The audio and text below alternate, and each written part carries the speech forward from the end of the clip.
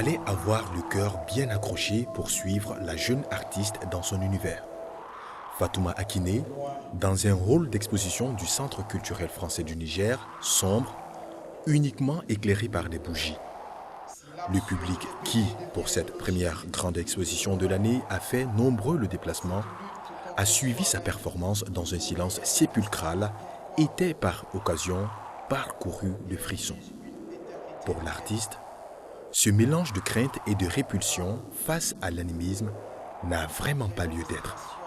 J'ai remarqué que malgré que les gens se cachent derrière des apparences, en fait ils disent qu'ils n'utilisent pas certaines choses, mais en réalité ils les utilisent. Et à fort, comment on appelle, à fort ampleur en fait. Ils utilisent vraiment cela. Et je dis pourquoi le cacher en fait? Si vous savez que vous les utilisez, assumez vos actes. Et je dis donc je vais aborder ce thème et qui est un tabou, mais je vais briser cette règle en fait.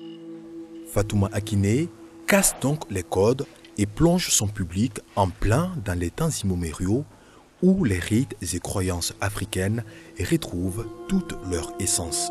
Même son de cloche chez le premier responsable du CCFN, Olivier Lange, qui ne trouve aucune contradiction à faire un lien entre l'art traditionnel africain et celui contemporain. CCFN, on essaie d'accompagner la créativité féminine.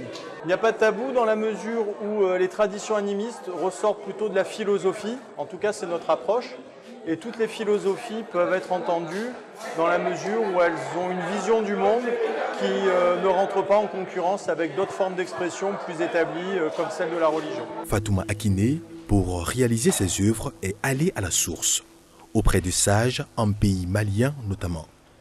Un retour aux sources qu'elle juge indispensable, tout comme le mixage de différents courants artistiques.